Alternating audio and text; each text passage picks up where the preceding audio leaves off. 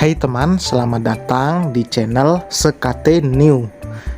Jangan lupa pada teman-teman untuk like, komen, dan subscribe supaya tidak ketinggalan update dari channel ini.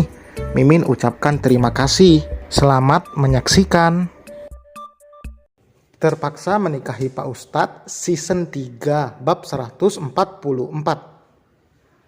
Jika kondisinya seperti ini, Syafiq tidak bisa lagi menolak istrinya yang memaksa Syafiq untuk pulang. Masih ada anggota keluarga lain yang bisa menemani ayah mereka. Saat mereka pulang, Akil datang bersama dengan Matiin dan Hana, sedangkan Fiona tetap di rumah untuk menemani Sevim. Karena Alika mengurus Syafiq. Abang pulang aja, biar kakak sama Mas Matiin yang di sini. Tante Sarah juga ada di sini, ucap Hana. Ia menyuruh Akil untuk pulang, meski awalnya lelaki itu menolak.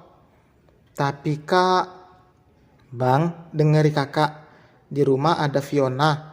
Kalau abang pilih di sini, apa tanggapan dia? Udah nggak apa-apa, kakek banyak yang nemeni di sini. Akil kembali ke rumah menggunakan ojek online. Ia tidak lama berada di rumah sakit. Sebenarnya Fiona tidak akan mempermasalahkan Akil yang ingin menemani kakeknya di sana. Maaf ya, datang-datang Akil langsung meminta maaf pada sang istri. Maaf buat apa? Emang kamu bikin salah? Tanya Fiona.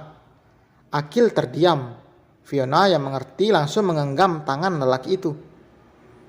Gak ada yang tahu kalau musibah ini bakalan datang. Untuk sekarang gak ada yang lebih penting daripada kondisi kesehatan kakek. Dan juga buat kalian semua yang ditinggalkan. Fiona tidak egois. Meski ia dan Akil seharusnya menghabiskan malam-malam indah bersama. Namun siapa yang menyangka jika ada hal lain yang mengundang duka. Tidak pantas jika Fiona tetap ingin melanjutkan apa yang sudah dimulainya itu. Ia mengerti dengan duka mendalam yang dialami keluarga besar suaminya itu. Apalagi setelah kepergian Bu Nining, Kiai Abdillah masih terbaring tak sadarkan diri. Melihat Akil menunduk dengan air mata yang berjatuhan, membuat Fiona refleks menarik lelaki itu ke dalam pelukannya. Ia memang tidak pernah merasakan kehilangan seseorang untuk selama-lamanya. Namun Fiona mengerti suaminya itu begitu terpukul, apalagi Akil begitu dekat dengan sang nenek. Allah lebih sayang nenek, bisik Fiona. Ia mencoba menguatkan Akil. Akil mengangguk, tangannya terangkat membalas pelukan istrinya. 3 hari berlalu, kondisi ayah Syafiq mulai membaik. Beliau bahkan sudah diberitahu soal istrinya yang sudah tidak ada lagi. Suami mana yang tidak sedih saat ditinggalkan selama-lamanya oleh sang pujaan hati. Namun tidak ada yang bisa dilakukan selain ikhlas menerima ketetapannya. Semua orang pasti akan berpulang, hanya menunggu waktu saja. Semua orang berusaha untuk tidak menampakkan kesedihan, karena ayah mereka juga sudah jelas paling terpukul. Namun terlihat tegar di depan anak-anak dan cucunya. Setelah 2 minggu berada di rumah sakit, Kiai Abdillah sudah diperbolehkan untuk pulang. Di rumahnya ia ditemani oleh Sumayyah, anak sulungnya dan juga Sarah. Semua orang akan bergantian menjaga ayah mereka. Ia menolak untuk diajak tinggal bersama Sumayyah karena mengatakan jika ingin tetap tinggal di rumah yang penuh kenangan itu, ia juga masih bisa ke pondok sewaktu-waktu. Meski kehilangan masih terasa, namun semua orang sudah beraktivitas seperti biasanya termasuk Akil. Tidak baik terus terkurung dalam duka. Memulai kehidupan baru sebagai seorang suami. Fiona juga sudah tahu. Fiona juga sudah 1 minggu ini mulai bekerja di perusahaan sang ayah. Ia tidak langsung ada di atas melainkan mulai semuanya dari bawah. Maaf karena aku gak bisa antar kamu, ucap Akil. Aku bukan anak sekolah yang harus diantar. Aku bisa sendiri kok. Fiona tersenyum lebar meyakinkan suaminya. Sama seperti orang tua Akil, Fiona tidak mau terjadi hal buruk jika Akil memakai kendaraan sendiri. Hanya ada 1 mobil di rumah itu. mobil yang menjadi fasilitas dari Pak Aji, karena semua sisa harta milik Fiona yang didapatkan dari pekerjaannya sudah disumbangkan pada orang-orang yang membutuhkan.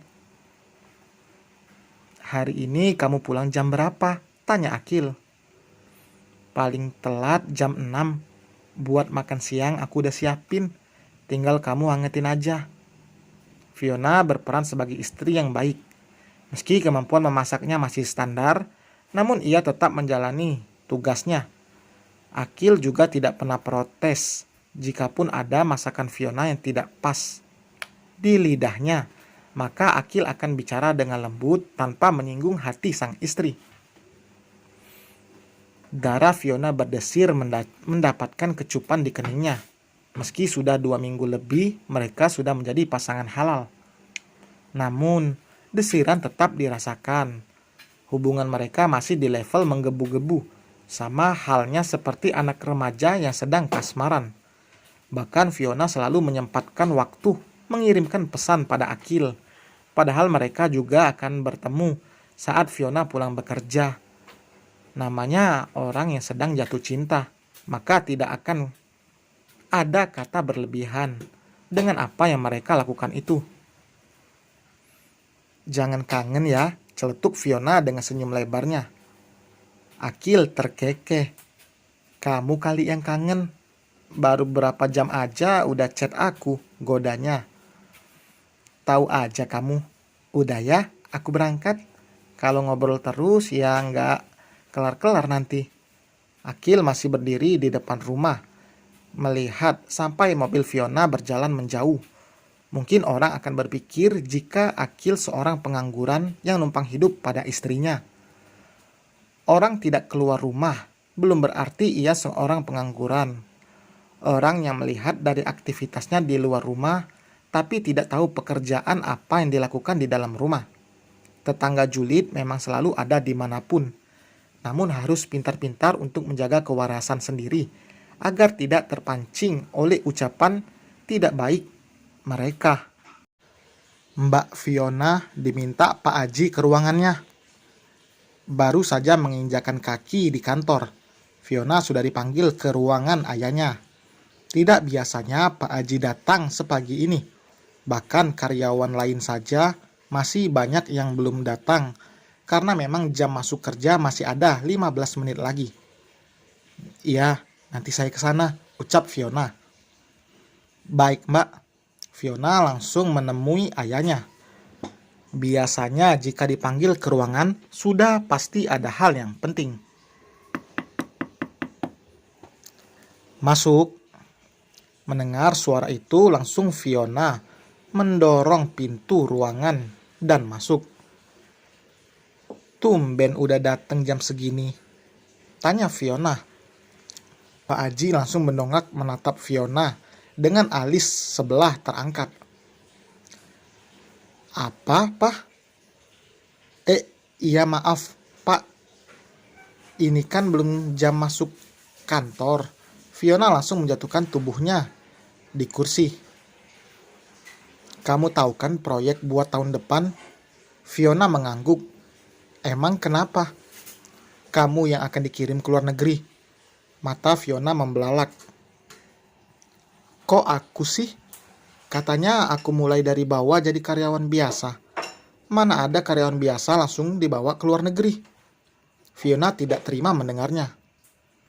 "Kamu pasti udah bisa lebih baik lagi tahun depan, jadi persiapkan diri sekarang." Fiona membuang napas kasar. "Aku kan pengantin baru, Pak. Masa harus LDR? Nggak lucu tahu." Ia melipat kedua tangannya dengan memasang wajah kesal.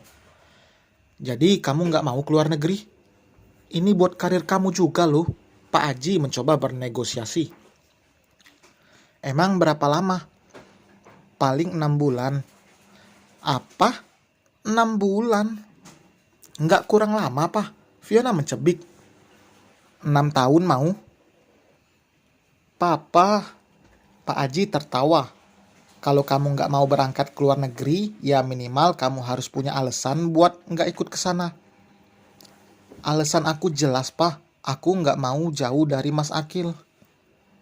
"Tapi sayang, Alasan itu nggak bisa papa terima.